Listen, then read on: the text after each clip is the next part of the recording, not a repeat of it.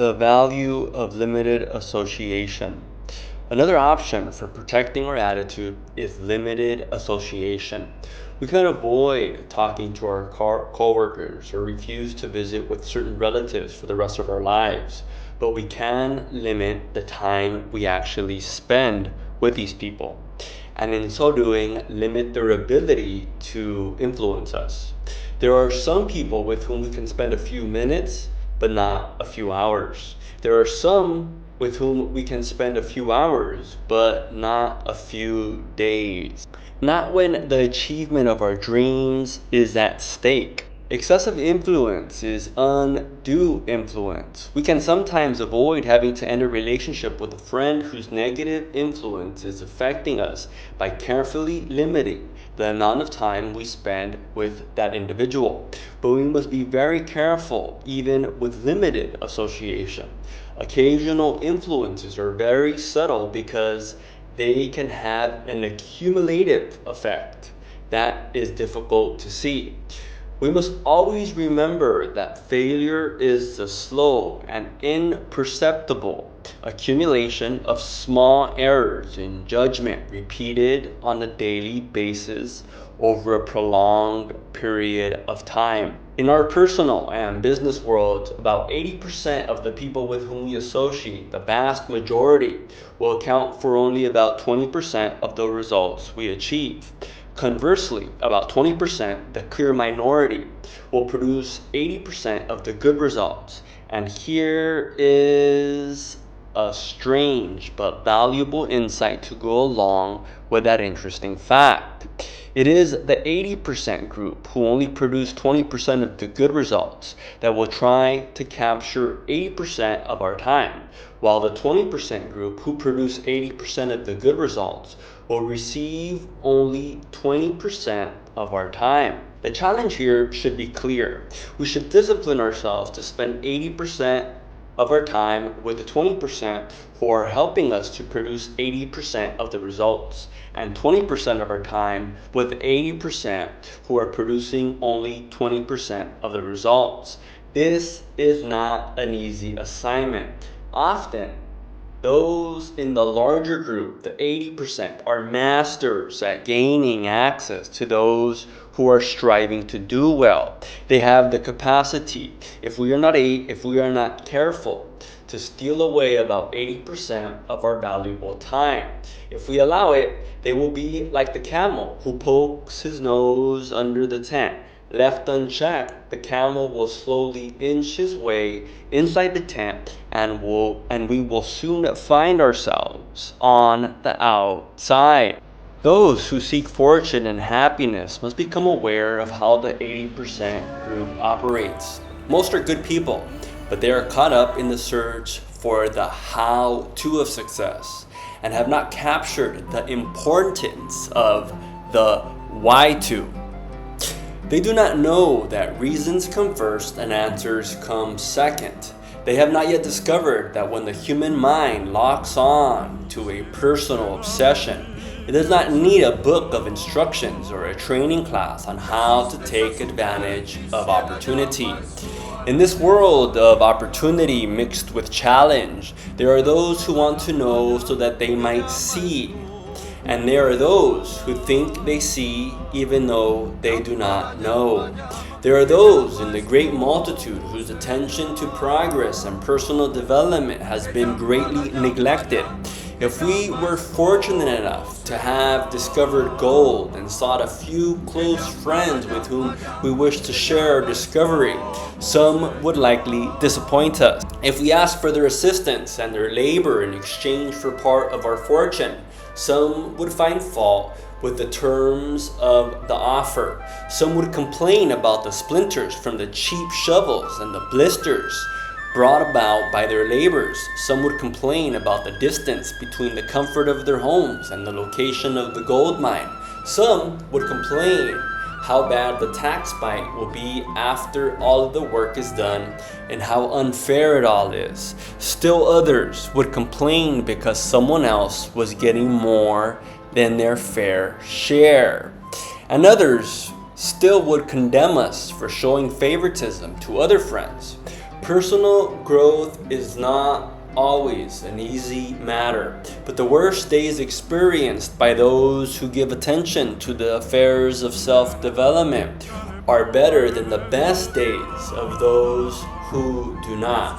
We must not delay our commitment to finding our own personal gold mine in life simply because of the opinions of others whom we deem to be worthy and deserving friends, but whose impact on our attitude and our self-confidence steals away too much of our spirit and dampens too much of our desire.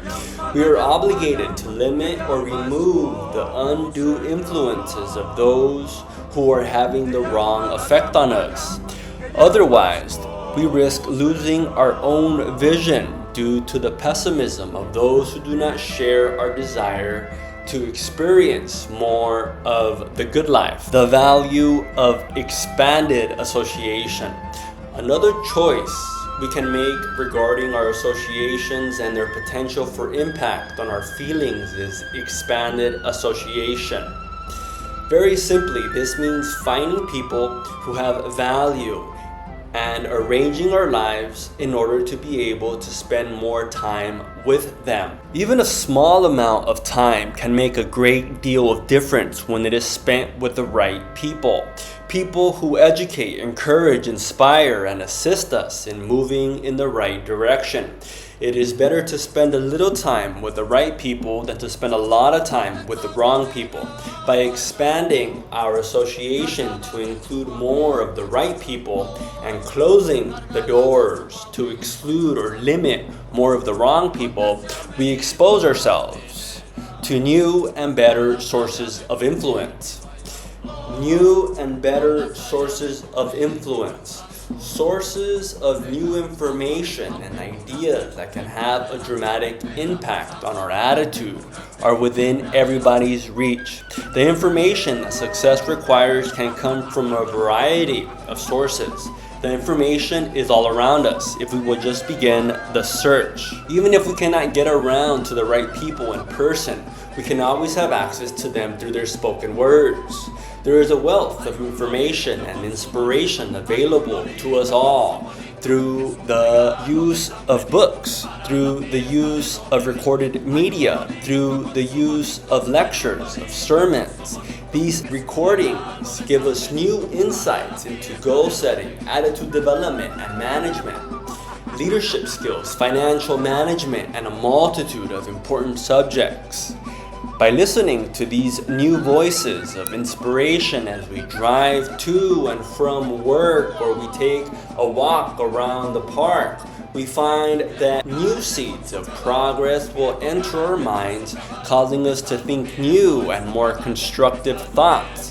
The voices from the tapes, from the lectures, from the sermons, from the books will bring more good into the lives of those than the ones that don't, or the voices from the radio, or the voices from your feed when you're doom scrolling.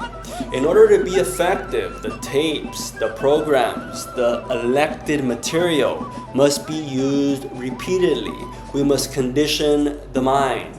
Their messages must be listened to again and again to give these new voices time to influence us, time to impact us, time for the repetition to etch in to the imagination.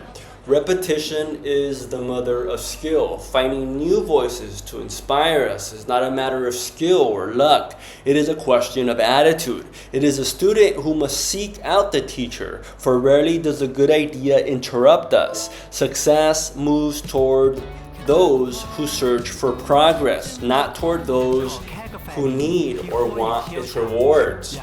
Attitude is everything. The process of human change begins within us. We all have tremendous potential. We all desire good results from our efforts. Most of us are willing to work hard and pay the price that success and happiness demand. Each of us has the ability to put our unique human potential into action and to acquire a desired result. But the one thing that determines the level of our potential, that produces the intensity of our activity, and that predicts the quality of the result we receive is our attitude. Attitude determines how much of the future we are allowed to see. It decides the size of our dream and influences our determination when we are faced with new challenges. No other person on earth has dominion over our attitude.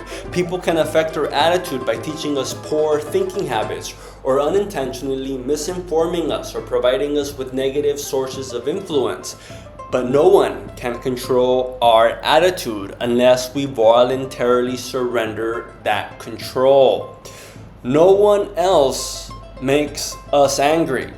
We make ourselves angry when we surrender control of our attitude. What someone else may have done is irrelevant. We choose, not they. They merely put our attitude to a test. If we select a volatile attitude by becoming hostile, angry, jealous, or suspicious, then we have failed the test. If we condemn ourselves by believing that we are unworthy, then again, we have failed the test. If we care at all about ourselves, then we must accept full responsibility for our own feelings. We must learn to guard against those feelings that have the capacity to lead our attitude down the wrong path, and strengthen those feelings that can lead us confidently into a better future. We must learn to guard against those feelings that have the capacity to lead our attitude down the wrong path, and to strengthen those feelings that can lead us confidently into a better future. If we want to receive the rewards the future holds in trust for us, then we must exercise the most important choice given to us as members of the human race by maintaining total dominion over our attitude. Our attitude is an asset, a treasure of great value, which must be protected accordingly. Beware of the vandals and thieves among us who would injure our positive attitude or seek to steal it away. Having the right attitude is one of the basics that success requires.